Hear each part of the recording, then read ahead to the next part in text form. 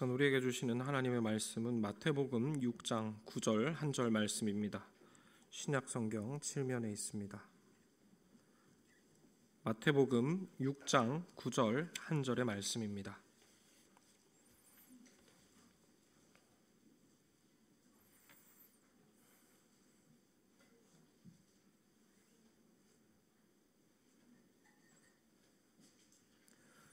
마태복음 6장 9절 한 절 말씀입니다. 다 찾으신 줄 알고 우리 함께 한 목소리로 합독하도록 하겠습니다. 그러므로 너희는 이렇게 기도하라. 하늘에 계신 우리 아버지여, 이름이 거룩히 여김을 받으시오며. 하이델베르크 요리문답 제47주일입니다. 122문답을 함께 읽겠습니다. 제가 질문을 읽고 답을 성도님들께서 읽어주시기 바랍니다. 122문입니다. 첫째 간구는 무엇입니까?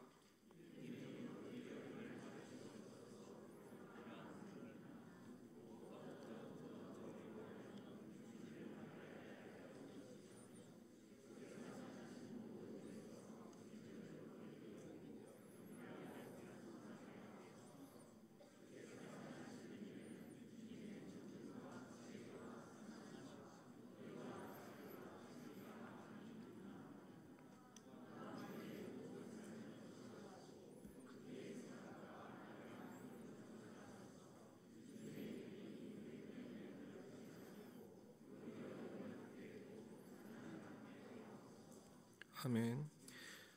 읽은 성경 본문과 하이델베르크 요리문답 본문으로 우리 함께 주기도문 두 번째 시간으로 첫 번째 간구, 이름이 거룩히 여김을 받으시오라는 간구의 의미에 대하여 함께 살펴보고자 합니다.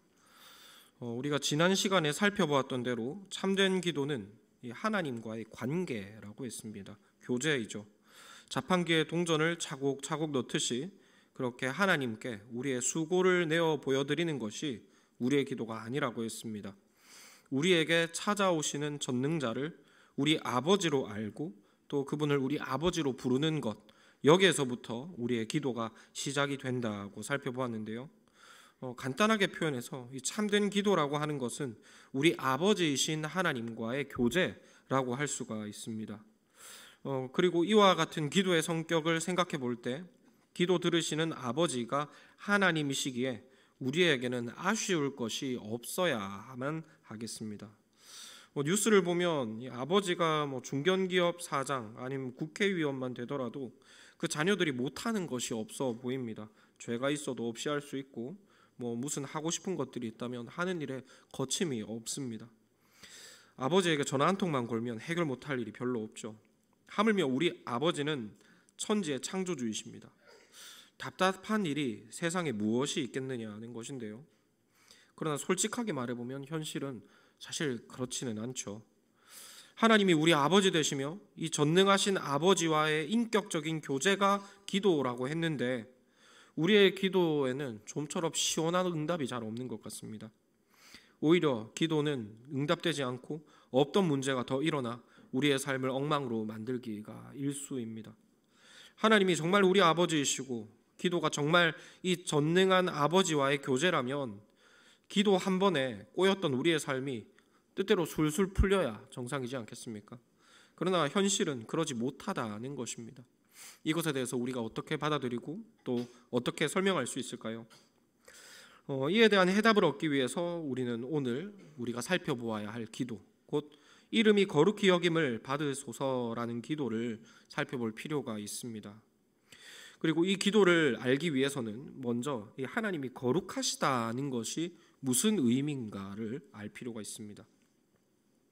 물론 우리가 믿고 고백하는 대로 우리 아버지 하나님은 전능하신 분입니다. 이것은 분명한 진리이죠. 그리고 그분은 우리를 사랑하시죠. 하지만 그렇다고 해서 우리가 오해하지 말아야 할 것은 이 아버지 하나님의 전능하심이 항상 그 자녀된 우리의 원하는 모양대로 나타나지는 않는다는 사실입니다. 간단하게 이해를 돕기 위해 예를 들어보겠습니다. 주부님들 앞에서 이런 말씀을 들은 것이 부끄럽습니다만 저는 제가 볼 땐 남자치고 요리를 좀 하는 것 같습니다. 그래서 저희 아이들은 그리고 또 이제 저기 있는 저희 쌍둥이가 제 아이들이죠. 그래서 저희 아이들은 저에게 종종 요리를 해달라고 간구를 합니다. 요청을 하는 것입니다. 그런데 요청을 할 때 무엇을 해달라고 하느냐 하면 자기 입맛에 따라 요청을 하죠. 자기 입맛에 맞는 음식을 해 주옵소서라고 저에게 간구를 합니다. 그리고 주로 그 음식들은 나쁘고 살찌고 영양가 없는, 채소는 하나도 안 들어간 그런 음식들일 경우가 많습니다. 그리고 저는 이 간구에 응답을 하기는 합니다. 그런데 곧대로 응답하지는 않죠. 항상 아이들의 간구에 그대로 응답하지 않는 것입니다. 아이들에게 시험이 들 만한 것들을 음식에 꼭 넣어줍니다. 채소라든지 양파라든지 이렇게 몸에 좋은 것들을 몰래 어떻게든 먹을 수 있도록 넣어줍니다. 그리고 제가 이렇게 아이들에게 만족할 수 없는 응답을 주는 것은 제가 능력이 없어서가 아니죠. 오히려 몸에 나쁜 음식, 살만 찌는 음식은 더 잘 만듭니다. 그럼에도 제가 제 요리 실력을 이 아이들의 소망함대로만 만들지 않는 것은 제가 아이들의 식습관과 이 건강을 방치해 두는 그런 나쁜 아빠는 아니기 때문일 것입니다. 즉 아이들이 원하는 것, 그리고 제가 아이들에게 먹여야만 하는 것, 이 가운데에는 큰 차이가 있다는 것이죠. 다른 겁니다. 아이들이 원하는 것과 제가 아이들에게 줘야만 하는 것이 다른 것이죠. 그리고 여기에서 이 다르다라는 개념이 바로 성경이 말하는 하나님의 거룩하심의 아주 중요한 한 측면입니다. 보통 거룩에 대해서 생각하기를 행동이 도덕적이고 깨끗하다, 이런 의미로 거룩을 이해하고는 합니다. 물론 아주 거룩의 중요한 한 측면이긴 합니다. 하지만 이것은 부분적 의미이고 또 결과적인 의미입니다. 구약 성경에서 이 거룩이라고 하는 단어를 원어로 살펴보면 보통은 구별, 분열이라는 의미를 가지고 있습니다. 둘이 섞여 있거나 연속되는 것이 아니라 이쪽과 저쪽이 명확하게 단절되어 있고 분리되어 있어서 다르다는 것이 한눈에 들어오는 상태를 거룩이라고 이해한다는 것이죠. 이런 거룩이라는 의미를 잘 보여주는 성경 구절이 있는데요. 시편 72편, 11편, 19절 말씀입니다. 제가 읽어드리겠습니다. 하나님이여 주의 의가 또한 지극히 높으시니이다. 하나님이여 주께서 큰 일을 행하셨사오니 누가 주와 같으리이까. 시편 기자는 하나님께 대하여 노래하기를 그분의 의가 너무 높고 그분의 일하심이 너무 커서 그 무엇도 하나님과 비교조차 할 수가 없다라고 합니다. 비슷한 게 없다는 것이죠. 즉 하나님의 거룩하심이란 어떤 의미인가 하면 비슷비슷한 것들이 많이 있는데 그 중에 제일 좋은 것이라는 의미가 아닙니다. 하늘과 땅처럼 극복될 수 없는 차이로 홀로 독보적이고 압도적인 것, 이런 차이가 나는 것을 가리켜서 거룩이라고 말한다는 것이죠. 다시 말해 하나님이 거룩하시다는 것은 하나님이 전혀 다른 분이라는 겁니다. 듣도 보도 못한 분이고 이 세상 신이 아니다, 이런 의미가 이 거룩의 1차적인 아주 중요한 의미입니다. 그리고 이런 맥락에서 볼 때 오늘의 기도는 이렇게 표현할 수가 있겠습니다. 이름이 다르게 여김을 받으시오며, 더 간단하게 표현하면 하나님이 다른 분이시라는 사실을 사람들이 알게 해달라는 것입니다. 사람들이 하나님을 생각할 때 그분은 지금껏 보아왔던 그런 신과는 전혀 다른 분이시다, 듣도 보도 못한 분이시고 이 세상 신이 아니다, 이렇게 여기게 하여 주시라고 기도하는 것이 바로 이 이름이 거룩히 여김을 받으시옵소서의 의미인 것입니다. 그런데 우리가 주목해 보아야 할 것은 오늘의 요리 문답이 가장 먼저 하나님을 거룩한 분으로 여겨야 할 대상을 이방의 미존도 종족이나 예수님을 모르는 이웃들이라고 말하지 않는다는 사실입니다. 오늘의 요리 문답 본문을 보면 이 부분이 이렇게 해설되어 있죠.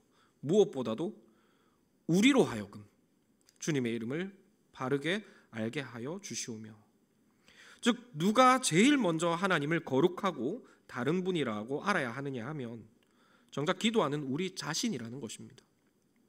이것을 바꿔서 표현해 보면 거룩하신 하나님은 말 그대로 거룩하신 분입니다. 다른 분이십니다. 차이가 나는 분이시죠. 그런데 누구랑 차이가 나느냐 하면 가장 먼저 정작 기도하는 우리 자신과 하나님이 다르신 분이라는 겁니다. 이 말은 우리가 하나님께 대한 심각한 오해를 이미 가지고 있다는 사실을 전제로 하고 있습니다. 그리고 이것이 바로 서두에 잠시 언급했던 하나님이 우리의 아버지 되심에도 불구하고 우리가 하나님께 자주 실망하는 이유 중 하나입니다. 그리고 이런 하나님께 대한 오해가 계속되면 우리의 신앙에는 치명적인 문제가 생길 수밖에 없습니다. 지난 시간에 살펴보았던 내용을 예로 들어보겠습니다. 우리의 기도를 들으시는 하나님은 하늘에 계신 아버지시다라고 했죠. 반면 사람들이 기대하는 신은 거래의 대상이라고 했습니다. 쉽게 말해서 어떤 식당 사장님이라고 이해할 수가 있겠습니다. 이방인의 신들 그리고 사람들이 기대하는 그 신에 대한 모습과 하나님은 전혀 다르신 분이라는 겁니다. 그런데 만일 기도하는 이가 하나님께 기도할 때 이런 하나님의 차이점, 다르심을 전혀 알지 못하고 기도하면 이 기도는 틀림없이 이상한 곳으로 빠질 수밖에 없습니다. 즉 하나님을 무슨 식당 사장님처럼 이해하고 기도하게 된다면 그 기도는 정말 큰 문제거리가 될 수밖에 없다는 것입니다. 이런 기도는 응답받아도 문제고 응답을 못 받아도 문제가 됩니다. 이건 절대로 신학적인 그런 이야기가 아닙니다. 이것은 아주 실제적이고도 정말 우스운 이야기입니다. 마치 자녀가 자기 부모를 식당 사장님으로 대하는 꼴과 같다고 할 수가 있습니다. 부모가 자녀에게 정성스레 밥상을 차려줬는데 자녀가 부모를 식당 사장으로 알면 어떻게 되겠습니까? 자녀가 부모님에게 이 식당은 맛이 어떻네, 이래서 밥값을 내겠네 못 내겠네 이래버리면 그 부모와 자녀의 관계가 어떻게 되겠느냐 하는 것이죠. 자녀가 이렇게 아버지를, 부모를 착각을 하면 이것은 밥을 줘도 문제고 이건 굶겨도 문제가 됩니다. 이와 마찬가지로 하나님의 거룩하심, 곧 다르심을 알지 못하면 기도는 물론이고 신앙생활 전체가 엉망이 되어버립니다. 정상적인 영적 관계를 형성할 수가 없습니다. 이것이 바로 하나님께서 우리에게 기도를 가르쳐 주실 때 가장 먼저 우리에게 하나님의 이름을 거룩히 여기게 하여 주시기를 구하라고 하신 이유입니다. 그리고 또 하나님께서 우리의 기도에 고지곧대로 응답해 주시지 못하는 이유이기도 하죠. 그러므로 우리는 기도하기에 앞서서 우리의 기도를 받으시는 분이 우리를 사랑하시는 아버지이시지만 동시에 거룩하신 분이다는 사실을 꼭 기억해야 합니다. 바꾸어 표현해 보면 우리가 하나님을 어느 정도 오해하고 있을 수 있다는 사실을 인정하고 하나님과 우리가 다르다는 사실을 기억하며 하나님께 간구해야 한다는 것이죠. 물론 그렇다고 해서 기도하기 전에 하나님의 거룩하심을 온전하게 알아야 된다, 이것은 아닐 것입니다. 이렇게 기도하라 하고 하면 기도할 수 있는 사람은 아무도 없죠. 다만 우리가 기도할 때 하나님은 우리와 다른 분이시기에 우리가 하나님께 드리는 기도가 하나님께 맞지 않는 기도일 수도 있고 그 기도에 하나님이 온전히 응답하여 주실 수 없다는 사실을 우리는 기억해야 한다는 것입니다. 그리고 이런 이유로 우리는 기도할 때 겸손한 마음으로 우리의 기도가 하나님께 맞추어져 가기를 또한 간구해야 한다는 것이죠. 이런 의미가 이 오늘의 기도에 담겨 있는 것입니다. 그런데 지금까지 살펴본 내용을 간단히 정리해 보면 이런 내용입니다. 하나님은 우리 기대와 다른 분이시라는 겁니다. 훨씬 더 대단하시고 훨씬 더 고상한 분이시라는 것이죠. 그래서 하나님과 기도할 때, 교제할 때 우리의 잘못된 기대를 하나님께 관철시키려 해서는 안 된다. 우리의 기대를 포기하고 하나님께 맞추어 가야 된다. 이것이 오늘의 지금까지 살펴보았던 이 기도의 의미인 것입니다. 근데 이렇게 놓고 보면 이 이름이 거룩히 여김을 받으시라는 이 기도가 별로 그렇게 유쾌해 보이지는 않는 것 같습니다. 왜냐하면 결국에는 또 포기해야 하고 고쳐야 하는 건 우리 자신이기 때문입니다. 하나님과 우리는 다른데 그렇다고 하나님 보고 고치라고 하겠습니까? 고쳐야 될 상대가, 포기해야 할 상대가 빤한 것입니다. 언제나 그렇듯이 또 내가 잘못한 것이고 언제나 그렇듯 또 내가 포기해야 하고 또 내가 하나님께 맞춰 가야 됩니다. 이런 기도가 어떻게 하나님 앞에서 즐거운 교제가 될 수 있겠느냐 하는 것이죠. 이것은 일방적인 희생이고 포기가 아니냐 하는 겁니다. 그리고 솔직히 이런 기도의 의미를 이해하면 그런 생각이 들기도 합니다. 한 번 정도는 하나님이 그냥 모른 척 눈 한번 질끈 감고 우리의 기도에 그냥 고지곧대로 응답해 주셨으면 좋겠다라고 말입니다. 잘못된 기도인 것도 알겠고 그것이 나의 욕심대로 구하는 기도인 것도 알겠지만 그래도 한 번 정도는 하나님께서 져주시면 안 되겠느냐 하는 것이죠. 이것이 우리의 솔직한 하나님께 기도를 드리는 심정이지 않습니까? 하지만 우리가 체험적으로 알고 있듯 이것은 오해입니다. 왜냐하면 여기에서 말하는 이 거룩 안에는 단순히 다르다는 의미를 뛰어넘어서 말로 표현할 수 없다라는 감탄의 의미가 담겨 있기 때문입니다. 앞서 말씀드린 대로 거룩하다는 것은 1차적으로 다르다, 구별되어 있다는 의미입니다. 하지만 그렇다고 해서 이것이 단순하게 서로 안 맞는다, 그래서 억지로 맞춰가야 된다, 이런 의미만은 아니라는 것이죠. 거룩하다는 말 안에는 감탄과 찬송의 의미가 아주 짙게 배어 있습니다. 이 다름이 즐거움과 기쁨과 만족의 이유가 된다는 것입니다. 거룩하다, 즉 다르다는 것이 어떻게 만족이 될 수가 있는가, 찬송이 될 수 있는가, 이것을 한번 예로서 설명해 볼까 하는데요. 아시겠지만 저는 커피를 좋아합니다. 그리고 나름 잘 마시는 편입니다. 어떻게 하다 보니까 제 자랑이 많아지는데, 그래서 어디 가면 커피를 한 잔 마시면은 저는 커피 맛을 평가합니다. 성도님들 댁에 가서 그렇지는 않습니다. 사 마시면 커피 맛을 평가합니다. 이것은 바디감이 어떻고 산미가 어떻고 향이 어떻고 이렇게 건방지게 훈수지를 둡니다. 근데 진짜로 대단한 커피를 한 번씩 마실 때가 있습니다.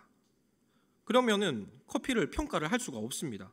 아예 제가 아는 영역을 넘어선 향과 맛이 나오기 때문입니다. 그러면 제가 거기에 대해서 제가 아는 상식 안에서는 이렇게 해서 커피 맛이 이렇고 저렇고 이렇게 이야기할 수가 없는 것이죠. 제 영역을 넘어섰기 때문입니다. 그럼 그때 제가 유일하게 할 수 있는 평가가 뭐냐면 다르다는 겁니다. 이 커피는 다르구나. 이것이 제가 유일하게 할 수 있는 평가입니다.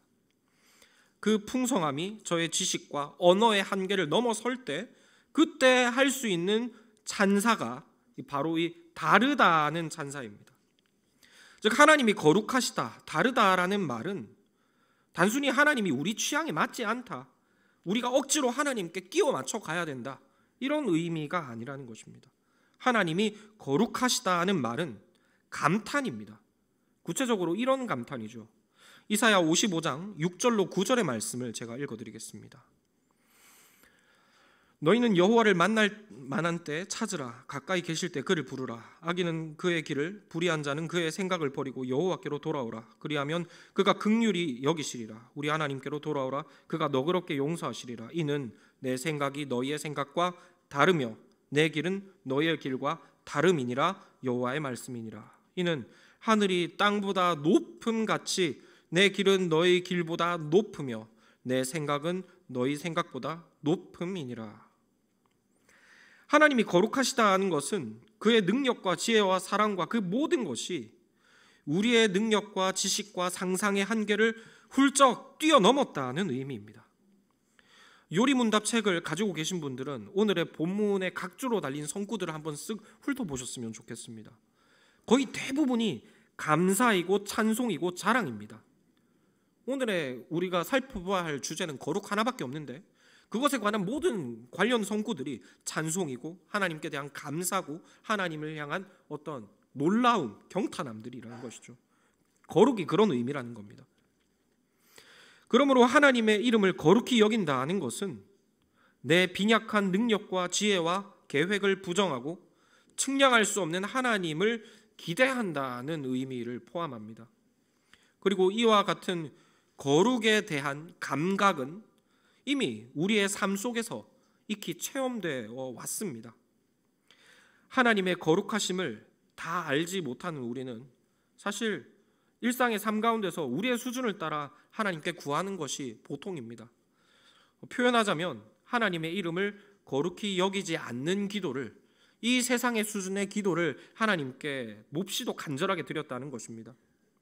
그리고 하나님은 거룩하시기 때문에 이런 우리의 거룩하지 못한 기도에 응답하실 수가 없습니다. 하지만 그럼에도 돌이켜보면 하나님은 우리의 이런 잘못된 기도에 어떻게든 꾸역꾸역 응답해 오지 않으셨습니까? 그렇다고 해서 우리가 원하는 방식으로 응답하신 것은 항상 아니었습니다. 하나님은 거룩하신 하나님의 방식대로 우리의 기도를 어떻게든 꼬우고 비틀고 돌리셔서 그렇게 거룩하지 않은 기도에 거룩하게 응답해 오셨습니다. 이것을 우리는 우리의 삶의 체험으로 다 알고 있습니다. 그런데 그런 하나님의 거룩한 응답이 우리에게 임하게 될 때 분명한 것은 그 응답은 우리가 하나님께 구했던 거룩하지 않은 기도에 대한 응답은 아닙니다. 분명히 너무 큰 차이가 있죠. 그런데 그 응답이 우리에게 임했을 때 우리는 그것에 대해서 어떻게 반응했었습니까? 아마도 우리는 그 응답을 놀라워하며 겸손해졌을 것입니다. 왜냐하면 하나님의 응답이 우리의 계획과 지식과 우리가 원하는 것을 훌쩍 뛰어넘었기 때문입니다. 저는 확신하는데 왜 들으시지 않으시느냐 하는 분노와 탄식이 하나님의 그 거룩한 응답 앞에서 감사와 감탄으로 바뀐 경험이 여러분들 속에는 이미 풍성하실 것입니다. 그리고 이렇게 우리가 경험한 이 하나님에 대한 놀랍게 여기는 태도, 이것이 바로 하나님을 거룩히 여기는 삶입니다. 우리의 상상과 지식을 훌쩍 뛰어넘어 역사하시는 그 하나님을 우리가 기대하고 소망하게 하여 주옵소서. 그리고 이 기대와 소망이 우리의 삶을 주장하고 이끌어가게 하여 주옵소서라는 기도가 바로 하나님의 이름을 거룩히 여김 받으시기를 구하는 기도의 의미라는 것이죠. 말씀을 맺고자 합니다.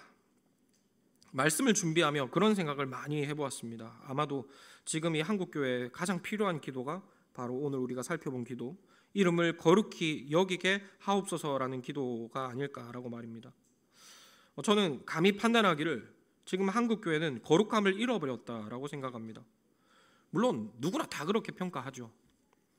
그런데 제가 말씀드리려는 이 거룩을 잃어버렸다는 것은 단순하게 도덕적인 어떤 잣대에 비추어 볼 때 우리가 그 기준에 못 미친다는 그런 의미가 아닙니다. 그것은 결과적인 현상에 불과합니다. 제가 말씀드리려는 이 거룩을 잃어버렸다는 것은 교회가 하나님의 거룩하심에 대한 지식과 기대를 잃어버렸다는 의미입니다. 하나님의 그 다르심, 초자연적이심, 초월적인 위대하심, 그런 것들에 대한 감각과 기대함들이 모조리 사라져버렸다는 것이죠. 그래서 세상은 하나님의 다르심에 이 교회는 하나님의 다르심에 이 교회의 어떠함을 부탁하는 것이 아니라 이방인의 방법을 그대로 빌려와서 그것을 통해 교회를 세워가기 시작했습니다. 마치 하나님이 안 계신 것처럼, 하나님께서 역사하지 않으시는 것처럼 사람의 상식선에서 교회를 세우려고 합니다. 마치 느부갓네살이 금신상을 숭배했던 것과 똑같습니다. 많은 사람들을 통해, 웅장한 규모를 통해, 많은 금과 돈을 통해 뜨거운 풀무불의 위력으로 교회를 세우려고 몸부림쳤습니다. 복음이면 충분하다, 말씀에 순종하면 주께서 역사할 것이다, 이런 자신감과 패기는 잃어버렸습니다. 자꾸 우리 손에 무엇이 있고 없고를 주목하고 우리가 무엇을 할 수 있는가에 주목했습니다. 마치 그런 것들이 교회의 성공의 유무를 결정하는 것처럼 그렇게 그런 것이 있고 없고에 전전긍긍하게 되어버렸습니다. 교회를 사람의 능력 안에 가두어 버린 것입니다. 그렇게 교회는 거룩함, 그 위대한 다름, 그 고유의 독특한 아름다움을 잃어버렸습니다. 하나님의 다르심에 대하여 부정하니 교회가 세상과 똑같아질 수밖에 없는 것입니다. 이것이 바로 교회의 타락의 실체입니다. 교회가 어떤 도덕적인 부정을 저질렀다, 이런 것들은 결과적인 현상에 불과합니다. 그리고 제가 다시 한번 강조하기를 원하는 것은 이 타락의 출발점에는 하나님의 이름이 거룩하시다는 이 진리를 잃어버렸다는 점에 있다는 것입니다. 더 이상 그분이 거룩하시다는 사실을 기억하지 못하고 그분의 거룩하심에 대하여 기대하지 못할 때 교회는 타락하기 시작했습니다. 그렇기 때문에 교회의 회복과 부흥을 소망하는 우리는 다시 원점으로 돌아가야 합니다. 그분이 거룩하시다는 그 사실을 기억하고 기대하는 데에서부터 교회의 회복을 말해야 한다는 것입니다. 우리의 기도를 받으시는 그분은 거룩하십니다. 다르십니다. 아예 그냥 다르신 분입니다. 그래서 그분은 죽음의 권세에 사로잡힌 자기 백성을 구하실 때 심폐소생술을 하시거나 영양제를 놓아주시지 않고 죽음 자체를 죽여버리심으로써 자기 백성을 구원하시는 분입니다. 그분은 자기 백성이 마른 뼈가 되었을 때도 그들을 군대로 불러 모아 세우시는 분입니다. 어찌 이런 것들이 사람의 능력으로 될 수가 있겠습니까? 어찌 이런 것들을 교회에 행하시는 분 앞에서 우리가 세상의 원리로 교회가 유지될 수 있다고 말할 수가 있겠습니까? 하나님은 다르신 분이십니다. 그래서 하나님께서 세우신 교회는 달라도 괜찮고 또 달라야만 합니다. 그리고 늘 말씀드리지만 이것은 우리가 더 무엇을 잘하자, 더 열심히 하자는 말씀을 드리는 것이 절대 아닙니다. 오히려 더 많이 가지고 더 많이 수고함으로써 거짓 위로와 소망을 만들어내려 하는 이 익숙한 유혹을 뿌리치라고 말씀드리는 것입니다. 사람의 상식 안에서 교회를 가두려는 유혹을 우리는 떨쳐내야 합니다. 왜냐하면 이것이 바로 거룩하지 못한 세상의 방식, 곧 이방인들의 문화와 가능성이기 때문입니다. 이런 방식을 통해서는 결코 교회는 거룩하게 세워져 갈 수 없고 하나님의 이름도 거룩히 여김을 받으시지 못합니다. 결국 이런 방식으로 교회를 세워갔을 때 세상 사람들이 말하는 것은 교회도 똑같구나는 조롱이 될 수밖에 없습니다. 세상과 다르려면 세상과 다르게 세워져야 합니다. 그리고 세상과 다르기 위해서는 사실 많은 것이 필요하지 않습니다. 하나님의 이름에 거룩하심을 먼저 알아가면 됩니다. 그분이 다름이 무슨 의미인가를 다시 기억해내고 그 다름에 우리의 소망을 두고 그것을 기대하면 됩니다. 그렇게 되면 하나님의 거룩한 능력이 우리에게 나타나 교회가 세상에 하나님의 거룩하심을 드러내는 등불이 되게 됩니다. 그때 세상은 하나님의 거룩한 능력으로 인해 부끄러움을 당하게 될 것입니다. 요즘 말로 하면 하나님의 거룩한 능력이 나타날 때 이 세상의 모든 자랑스러운 것들은 오징어가 되는 것입니다. 하나님은 세상의 그 다른 분이심을 당신의 교회를 통해 나타내기를 원하십니다. 교회가 다른 방법을 통해 세상 가운데 하나님의 영광을 드러내기를 원하신다는 것입니다. 그리고 이를 위해 우리에게 필요한 것은 하나님의 이름을 거룩히 여기게 하여 주시라는 이 기도입니다. 그러므로 성도 여러분, 주님께서 우리에게 가르쳐 주신 이 기도를 따라 우리 가운데 하나님의 이름이 거룩히 여김 받으시도록 기도하시기를 권합니다. 우리가 하나님의 다르심을 먼저 체험하고 알아가게 하여 주옵소서. 그리고 그것을 감탄하고 즐거워하게 하여 주옵소서라고 기도하시기를 권합니다. 다시 한번 강조드리지만 하나님은 다르십니다. 그것은 우리에게 만족이 되신다는 의미입니다. 만일 우리가 지금 하나님께 대하여 불만족스럽고 하나님이 무엇인가 못하시는 분 같고 그분이 무능하게 느껴진다면 그것은 우리가 하나님의 거룩하심에 대하여 감각을 잃어가고 있다는 증거입니다. 하나님은 절대로 만족스럽지 못하신 분이 아닙니다. 단 우리가 하나님께 접근할 때 그분을 세상과 같은 분이라고 오해하고 바라보기에 그분이 형편없어 보이고 세상에 비해서 아무것도 못하는 분처럼 여겨지는 것이죠. 그분은 다르신 분이십니다. 차원이 아예 다르신 분이십니다. 그러므로 우리는 그분의 거룩하심, 다르심에 대하여 알아가야 합니다. 이것이 교회의 회복의 첫 단추입니다. 그리고 이를 통하여 교회는 세상 가운데 세상과 똑같은 빛이 아닌 거룩한 하나님의 빛을 비출 수가 있게 될 것입니다. 바라기는 이 거룩한 빛을 아는 지식이 그리고 이 거룩한 빛을 비추는 빛이 우리 성막교회 가운데 충만하여지기를 소망합니다. 제가 기도하도록 하겠습니다. 자비로우신 아버지 하나님, 우리에게 하나님의 거룩하심을